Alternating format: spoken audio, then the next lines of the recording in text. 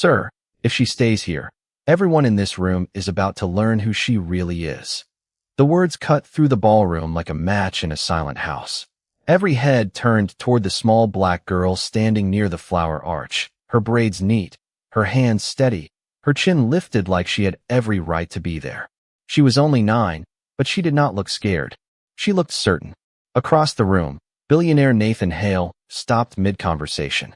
In one hand, he held a champagne glass he had not yet touched. In the other, a folded card from the evening's charity auction.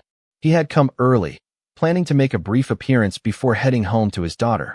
Instead, he found himself staring at the child now standing between him and the crowd, as if she had stepped out of a secret no one else knew was alive. A few guests exchanged uneasy glances. One woman whispered that the girl must have slipped in from outside. Another said security should handle it. But the girl did not retreat. She reached into the pocket of her faded denim jacket and pulled out a small silver locket on a worn chain. Nathan's face changed. It was only a flicker, but it was enough for the girl to notice. She tightened her grip on the locket and took one careful step forward. "My mother told me to bring this if I ever found you," she said. The room went still. Nathan set his glass down so quickly the stem tapped the table. He did not speak at first. He simply stared at the locket, then at the child, then back again, as if his mind had already run ahead to a truth his heart was refusing to accept. His assistant moved closer, ready to interrupt, but Nathan raised one hand without looking away. The girl held her ground. She was not asking for permission. She was offering proof. Nathan finally said her name, but so quietly that only the people nearest him heard it. The girl's eyes widened just a little, as if hearing it aloud was the final key turning in a locked door. One of the guests drew in a sharp breath. Another leaned forward, suddenly interested in what had started to feel less like a misunderstanding and more like a family secret. Nathan asked her one question, voice low and careful. The girl answered with a nod and a single sentence that made the color drain from his face. For the first time that night, the billionaire looked less like a man in control of the room and more like a man standing at the edge of something he had spent years trying not to face. And then he did something no one expected. He stepped toward her, lowered himself to her height, and gently took the locket from her hand as if it were made of glass. In that instant, the entire ballroom seemed to shift around them. Whatever he had believed before no longer mattered. Whatever he had built around his life was about to break open. The girl did not smile. She only watched him, waiting to see whether he would choose truth or denial. Outside, rain tapped softly against the tall windows, and inside, Nathan Hale realized that the first person to tell him the truth had not been a lawyer, a secretary, or a DNA test. Nathan Hale did not answer her right away. Around them, crystal glasses glimmered under chandeliers. A quartet near the stage kept playing because no one had told them to stop, and 100 polished faces tried very hard not to look as fascinated as they were. The little girl stood in the middle of that glittering room with rainwater still darkening the hem of her faded sweater, her chin lifted, her eyes fixed on him as if she had asked him the simplest question in the world.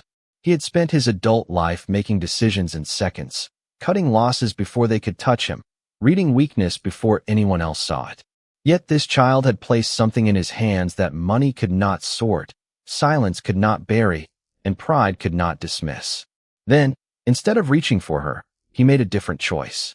He turned away from the altar, away from the woman waiting in a dress worth more than most people earned in a year, and said in a voice so calm it stunned the room more than shouting ever could, "Lock the doors. No one leaves until I understand why a child had to cross a storm to speak inside my home." Gasps moved through the ballroom like a cold draft. It was the first time that night he had used his power not to protect appearances, but to stop them from swallowing the truth. The fiancée, Celeste, recovered first. Her smile returned too quickly, too polished to be real. She stepped forward with a softness that felt rehearsed. "Nathan, she is confused. Someone clearly sent her here. Let me have security take care of this gently." The girl did not look at Celeste. She slipped her small hand into the strap of her worn bag and pulled it tight against her side, as if she already knew adults often tried to remove children from rooms before they could finish a sentence. Nathan noticed that motion. He noticed, too, that she was not trembling anymore. Whatever fear had carried her through the doors had burned away the moment he listened. "No," he said. "She stays."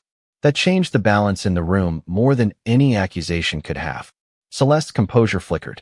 For the first time, she was the one being denied control. The girl finally moved, but not toward Nathan. She walked to the head table, climbed onto the lower step near the floral arrangement, and from there, she could see everyone. It was not a child hiding. It was a witness choosing where to stand. "My name is Zuri," she said, her voice small but clear enough to hush even the musicians. "I came because a lady told a lie about a baby, and because a man should know when people use his house to hide it." A murmur rippled through the guests. Nathan felt every word land with the weight of something older than tonight. Not proof yet, but direction. Not an answer, but a door opening. Celeste laughed once, sharp and unbelieving. "This is absurd." Zuri opened her bag. Nathan's chest tightened, not from fear of what she might do, but from the sudden understanding that she had not come begging to be believed. She had come prepared. From inside the bag, she drew a small envelope bent at one corner from being carried too long. From inside the bag, she drew a small envelope bent at one corner from being carried too long. But before Zuri could hand it over, a white-gloved server moving between tables clipped the edge of her elbow with a silver tray. The envelope slipped from her fingers, fluttered once beneath the chandelier light, and landed not at Nathan's polished shoes, but several feet away beside the hem of Celeste's ivory gown. A hush tightened across the ballroom. It should have been a small accident, the kind rich rooms recovered from in seconds, yet something in Celeste's face changed too quickly, too sharply. She did not step back in surprise. She stepped forward. Her heel came down over the envelope at once, pinning it to the marble floor. Nathan saw it, and this time it was not the girl who moved first. "Lift your foot," he said. His voice was low, but the quartet near the stage faltered anyway. Celeste let out a short laugh that carried no warmth. "Nathan, this child is staging a scene at our wedding reception." "Lift your foot," he said again. Around them, guests who had been pretending to admire the flowers now turned openly.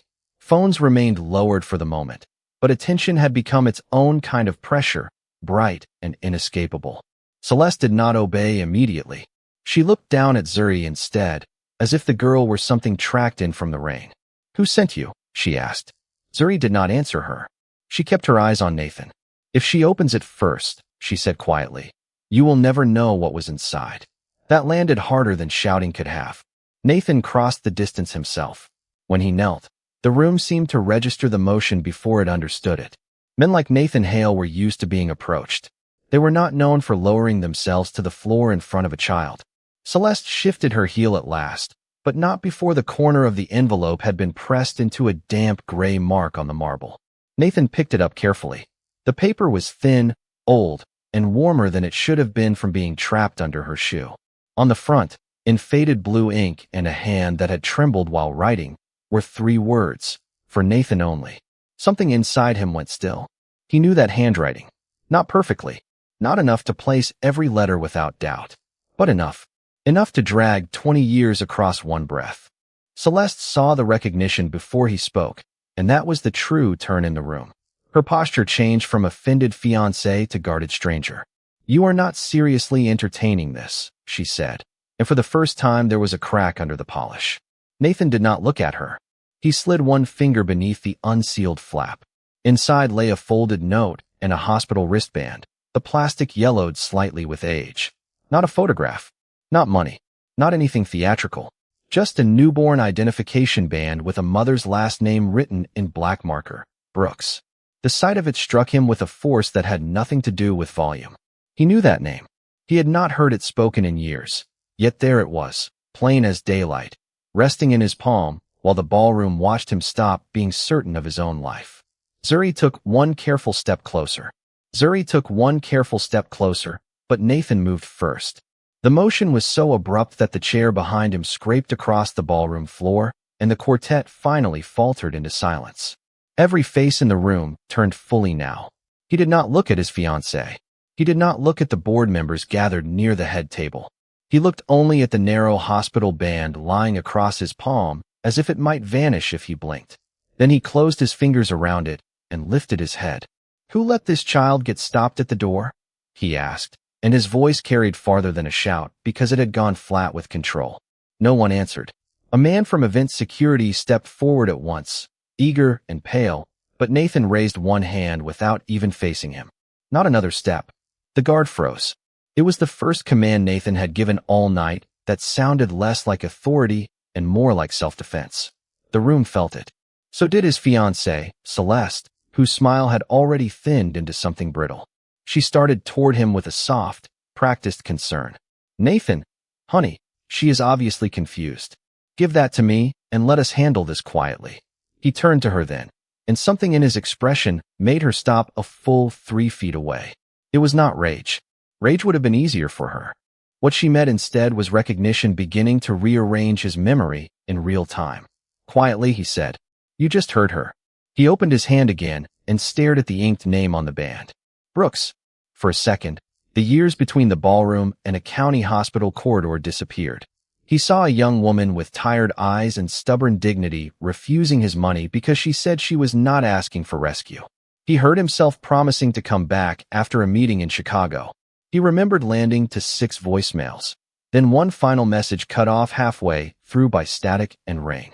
Celeste had told him, years ago, that the woman had left town and wanted no contact. Celeste had said she had verified it personally because she knew the situation could become embarrassing. At the time, he had believed her because believing had cost him less than searching. The cost arrived all at once. Nathan looked down at Zuri, and when he spoke again, his voice changed. It lost its distance. "Where did you get this?" he asked. Zuri did not flinch. "From my grandma's Bible box," she said. "My mama kept it there with 1 letter and 1 hospital paper. She said if I ever found the man who never came back, I should look him in the eye before I judged him." A ripple moved through the crowd, not loud, but hungry. Nathan heard it and made a decision that changed the room. He stepped away from the head table, crossed the polished floor, and lowered himself onto one knee in front of her, uncaring of the stare of donors, press guests, and the woman behind him going perfectly still. Gasps scattered like dropped glass. A billionaire in a tuxedo kneeling before a little girl in a worn dress was not a scene anyone there had prepared for.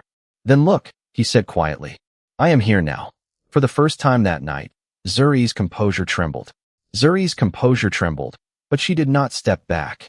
Instead, she pressed her lips together, looked past Nathan's shoulder toward the woman at the head table, and then lowered her eyes to the envelope still caught between his fingers.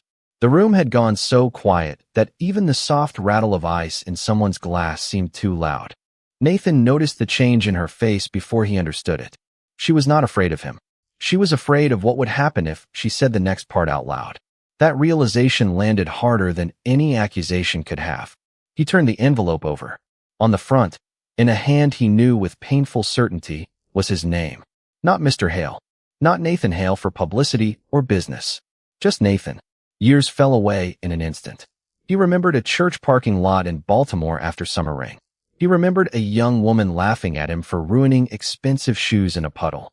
He remembered promising to call the next morning, then building a career on schedules so rigid they left no room for the kind of life that did not fit neatly into a calendar. Across from him, Zuri watched his face as if she were checking whether a locked door had finally opened. "My mama said if I ever found you," she said softly, "I had to make sure you looked at the letter before anybody else talked for you." There it was, the first clear thread between them, laid in the open where everyone could see it without fully understanding it. Nathan did not break eye contact with her when he asked, "Your mother wrote this?" Zuri gave one small nod. She wrote it before she got too tired. The answer changed the air between them. Until then, the envelope had been a mystery, a disruption, an embarrassment to the order of the evening. Now it became something human and immediate, carrying the weight of time lost and words saved for one person. Behind Nathan, a chair shifted. The woman near the head table finally found her voice. "Nathan," she said, careful and sharp, "this is not the place." Zuri's shoulders tightened at once, and Nathan caught it. He also caught something else. The woman was not merely irritated. She looked at the envelope the way people looked at a lit match near dry paper. Nathan rose halfway from his knee, not to leave Zuri, but to place himself between her and the interruption. It was the first choice he had made that night without considering cameras, donors, or consequences. It became the place when she walked in, he said, still calm, still holding the letter. A murmur moved through the ballroom. Zuri glanced up at him, surprised, as if she had expected him to retreat the moment the pressure started. Instead, he looked back at her and noticed details he should have noticed sooner. The shape of her chin, the steady way she held herself when adults tried to reduce her to a problem, the deep brown eyes fixed on him with equal parts caution and expectation. Not proof, not certainty, but resemblance had begun to whisper where doubt had once shouted. Then Zuri did something even more disarming. She reached into her worn bag again and pulled out a folded photograph with softened edges. She did not hand it to Nathan immediately. Instead, Zuri turned the photograph outward just enough for the chandelier light to catch its glossy surface, and for the woman at the head table to see it from across the room. That was what changed the air. Until then, the room had still been pretending this was a disruption that money could smooth over. But the instant the fiancée rose so fast her champagne glass tipped and spilled across the white linen, several heads turned not toward Zuri, but toward her. Nathan saw it too. He had spent years reading boardrooms, courtrooms, and negotiation tables, and he knew the difference between annoyance and fear. What crossed Celeste's face was fear. Real fear. Zuri's fingers tightened around the edges of the photograph, careful not to bend it more than time already had. "You know this picture," she said, and her voice did not shake now. It was not a question. Celeste took one step away from the table, then stopped when every eye in the ballroom found her. "I do not know what that child thinks she is doing," she said, but the sentence came out too quickly, as if she had prepared the denial before she heard the accusation. Nathan slowly stood. The envelope remained in one hand. The photograph remained in Zuri's. Between them hung a silence sharper than any argument. "Zuri," he said, keeping his eyes on Celeste, "where did you get it?" Zuri looked at him only long enough to make sure he was asking for the truth and not for comfort. "From my grandmother's Bible," she said. "It was tucked inside the back cover with the letter. She told me never to lose either one. She said if I ever found the man in the picture, I should watch the woman standing next to him before I trusted anybody in his house." A rustle went through the guests, soft but unmistakable. Not because of the words man in the picture, because of the words woman standing next to him. Nathan held out his hand. This time Zuri gave him the photograph. It showed a younger Nathan on the steps of a brick church, not in a tuxedo, not surrounded by wealth, but in a dark suit that hung a little loose on his frame, as if he had not yet grown into the life waiting for him. Beside him stood a woman Nathan recognized after only half a heartbeat, because ambition had sharpened her features but not erased them. Celeste, younger, smiling too brightly, and in the foreground, almost cut off by the edge of the frame, was another woman whose face had been marked with a careful pen circle years ago. The circle had faded, but not enough. Nathan's breath stalled. He knew that face, not from memory alone, but from the letter now pressing against his palm like heat. It was the same woman who had written to him and never received an answer. Celeste crossed the floor before anyone could stop her. "That is private," she said, reaching for the photograph, not for Nathan, not for Zuri, for the photograph. Nathan moved it out of reach on instinct. The gesture was small, but in that crowded room it landed like a verdict. Celeste froze. The quartet had stopped entirely now. The staff along the walls had gone still. Celeste froze, but the room did not. The first whisper came from the right side of the ballroom, then another near the bar. Then a low wave of sound began moving under the chandeliers like wind under a closed door. Guests who had spent the evening discussing mergers, charities, and destination honeymoons were no longer pretending not to look. Heads turned. Chairs shifted. A waiter carrying a tray of champagne stopped so suddenly that the glasses chimed against one another. Nathan still held the photograph above Celeste's reach, and that single instinctive movement had done something no announcement could have done. It had divided the room. For the first time all night, people were no longer watching a bride protect her dignity. They were watching a man protect a piece of evidence from the woman he was supposed to trust.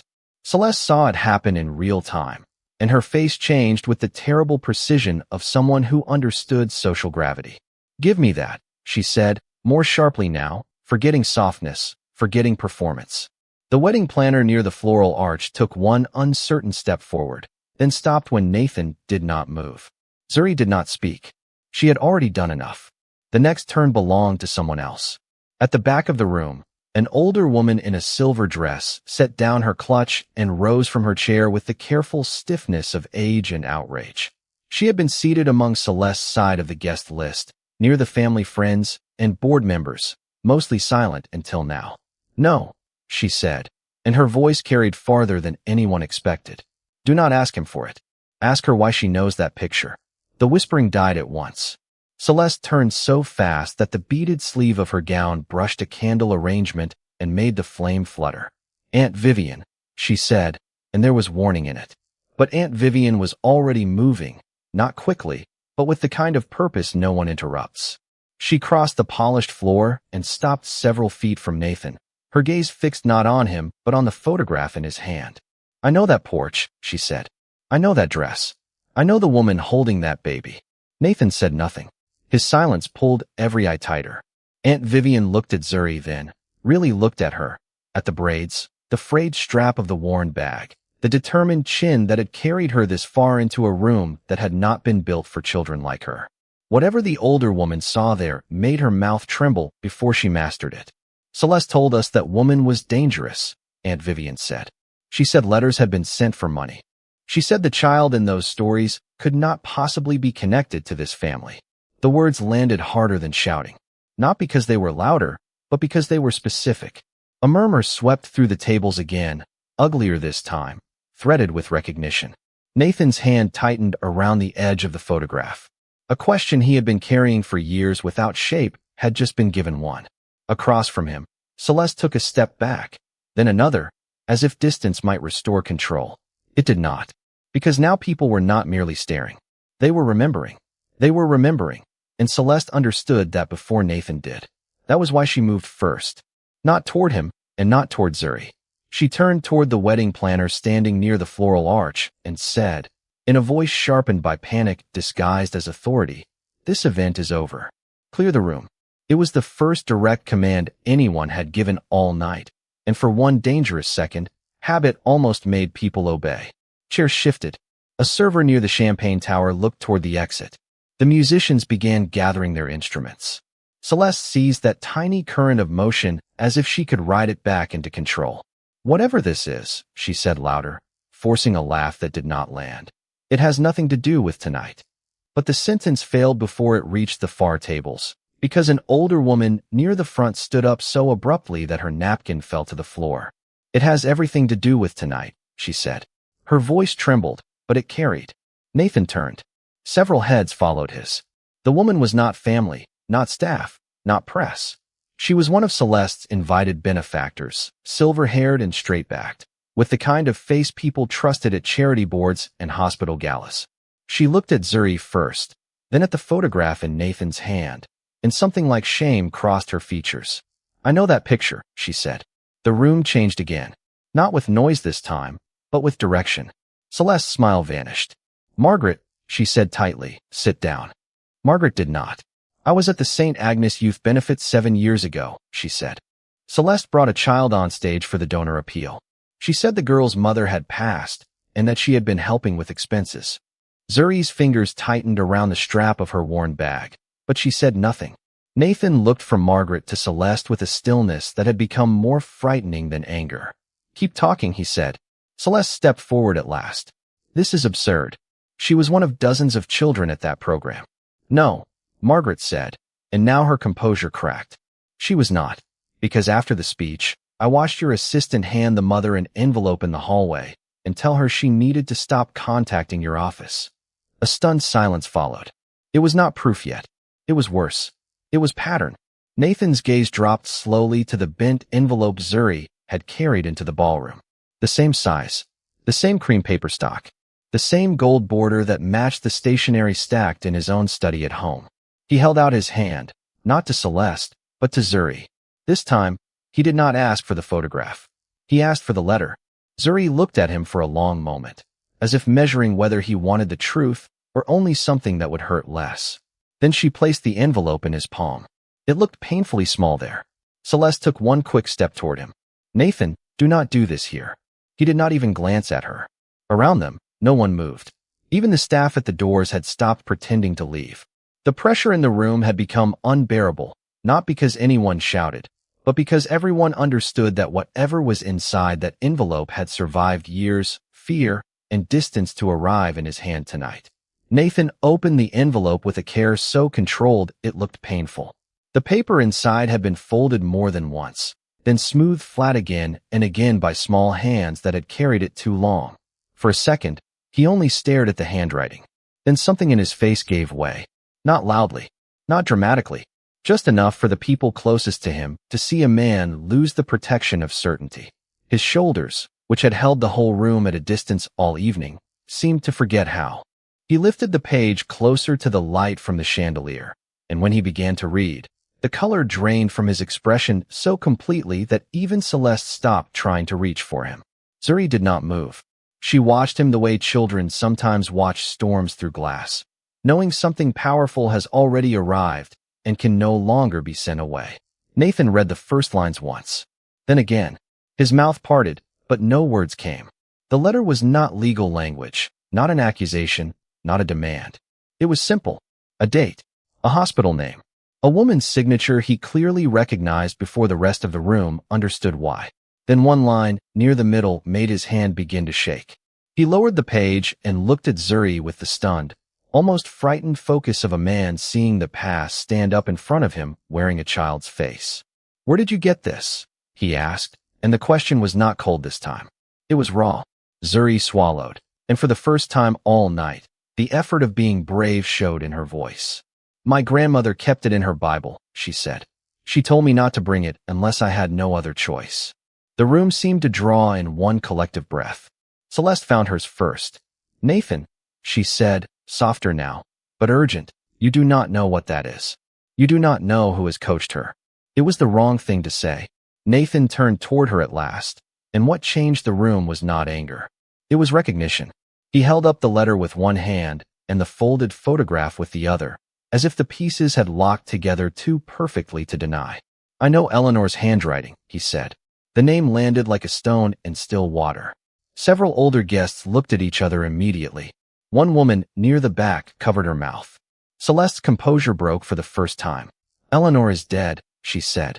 "She has been dead for years." "Yes," Nathan said, his voice suddenly hoarse.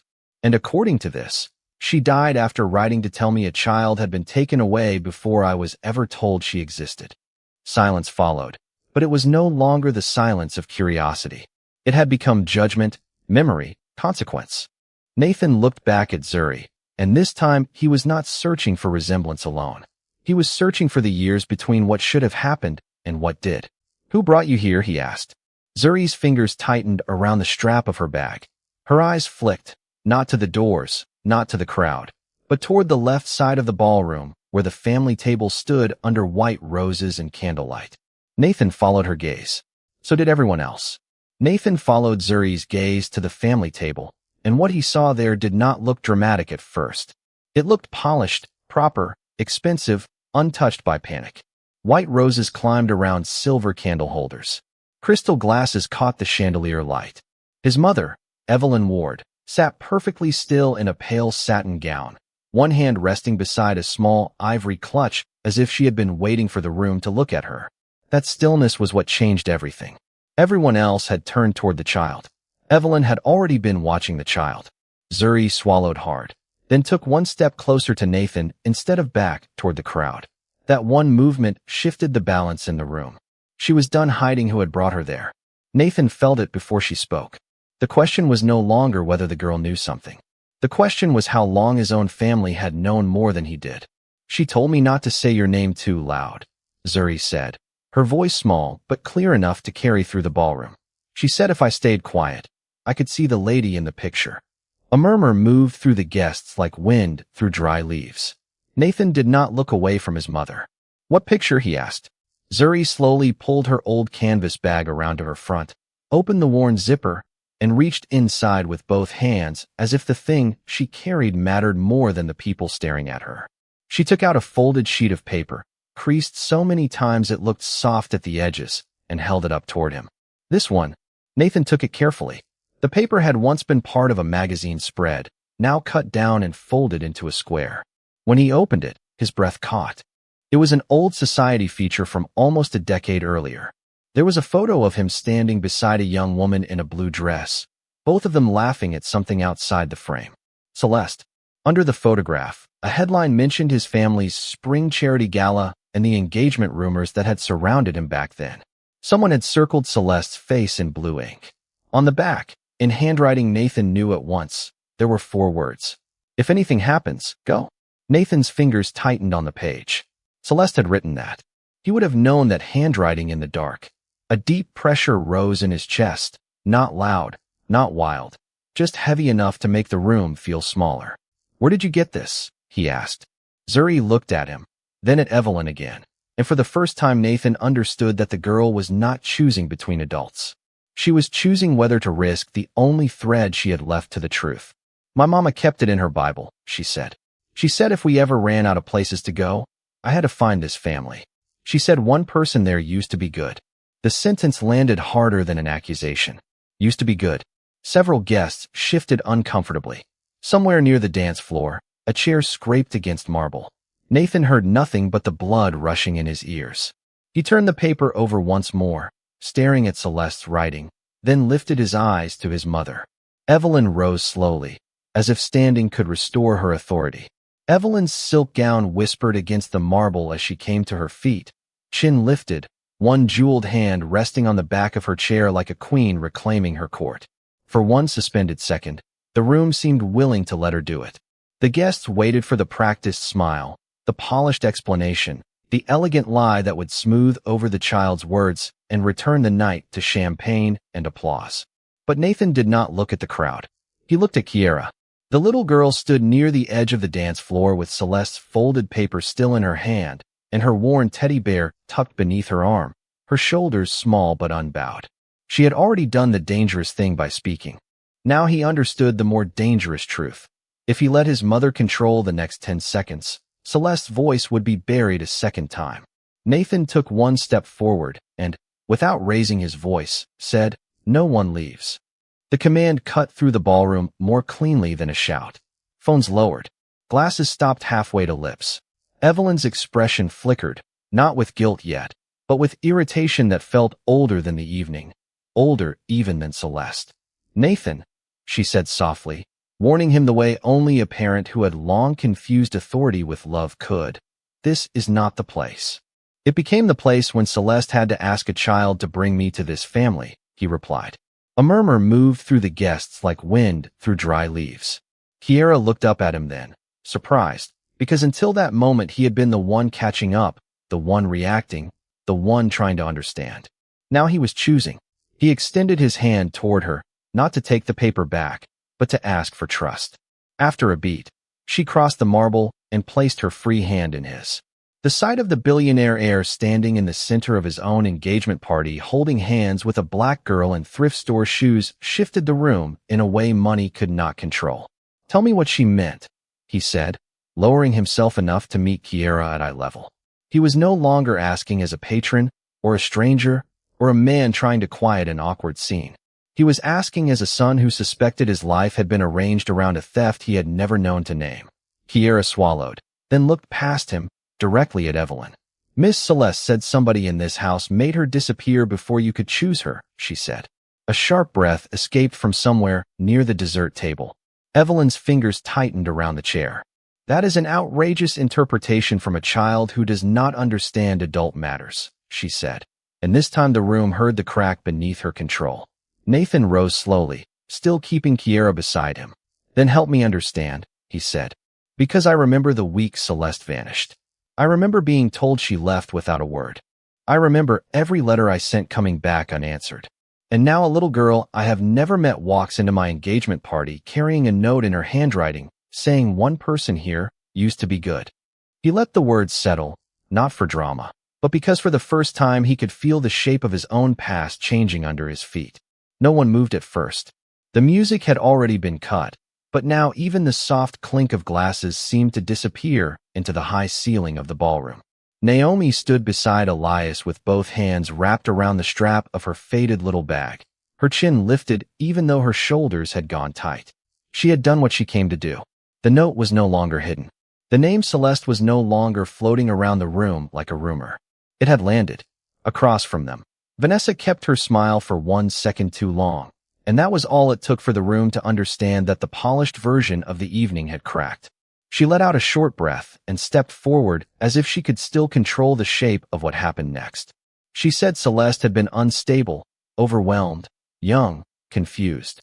She said everyone in the family had tried to help. She said dredging up old pain through a child was cruel. The words were smooth, practiced, almost generous on the surface, but Elias heard what was underneath them. She was not answering the note. She was burying Celeste again under prettier language. Naomi looked up at him, then past him, straight at Vanessa, and for the first time that night the little girl did not look small at all. She asked one quiet question. If Celeste had truly wanted to disappear, then why had she kept writing the same sentence over and over in the margins of old church programs, bakery receipts, and the back of an electric bill? Tell him I did not leave by choice. A ripple moved through the guests. It was not loud, but it was enough. People began turning, not toward Vanessa with admiration, but toward one another with recognition. They had heard pieces over the years. A closed apartment. A sudden move. A woman who stopped showing up where she used to sing on Thursdays. A family explanation accepted because wealth had delivered it. Vanessa's expression changed, not into guilt, but irritation. She asked where Naomi had gotten such things, and that was the mistake. Not whether they were real, where she had gotten them. Elias caught it immediately. So did his attorney, who had quietly entered the room 10 minutes earlier and now stood near the back with a phone in his hand, waiting. Elias did not raise his voice. He only asked Vanessa to answer one thing clearly. Had she ever, at any point, received letters from him that Celeste never saw? Vanessa looked toward Charles, Celeste's older brother, who had spent the entire evening near the bar pretending to stay out of family matters. Under the weight of the room, he finally straightened. His face had the exhausted look of a man who had carried the wrong secret for too long. He said yes before Vanessa could stop him. Years ago, their mother had intercepted the letters. She had said Elias was a distraction, that Celeste would ruin her life if she clung to a man with ambition but no approved pedigree, and later, when Elias became powerful enough to regret losing, it was easier to preserve the lie than confess it. Celeste had not walked away untouched.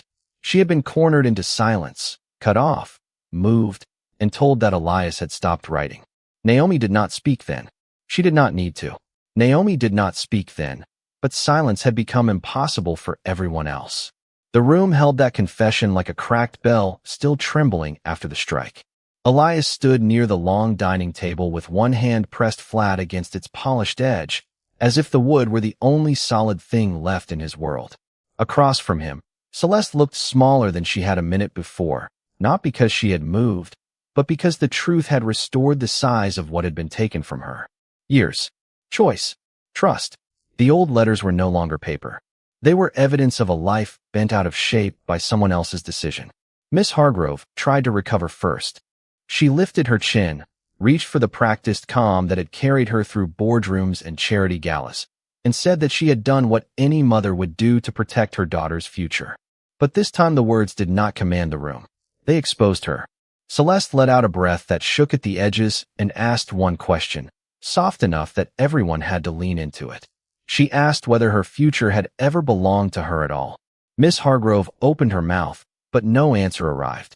Naomi watched from the doorway, her backpack hanging from one shoulder, her small fingers wrapped around the worn strap so tightly that her knuckles had gone pale. She had started this night by asking to be heard. Now she understood that being heard and being believed were not the same miracle. Elias turned to Celeste at last, not with the urgency of a man trying to reclaim a lost romance, but with the care of someone stepping onto sacred ground he had once failed to protect. He told her he had written every week until his letters came back unanswered. He told her he had gone to the apartment she used to share with her aunt and found strangers living there. He told her that after the third month he had believed the cruelest version of the story because it hurt less than imagining she had been forced away. The admission cost him something visible. It stripped him of the comfort of righteous anger and left him with his share of the blame. Celeste looked at him for a long moment, and the years between them seemed to rearrange into something neither forgiveness nor rejection could fully name. Then she did the one thing no one in the room expected. She crossed past him and knelt in front of Naomi. Her eyes shone, But her voice was steady when she asked the child why she had come all this way tonight, alone, carrying a secret heavy enough to break adults open. Naomi swallowed. Her answer was not dramatic. It was simple, and because it was simple, it landed harder. She said grown people kept acting like the saddest thing was what they lost a long time ago, but she thought the saddest thing would be losing each other again now that the truth was finally in the room. That sentence changed the balance of power more than any accusation had. It made the adults answer to the future instead of the past. Elias looked at Naomi then with something deeper than gratitude. He saw what she had risked. Not money, not comfort, belonging.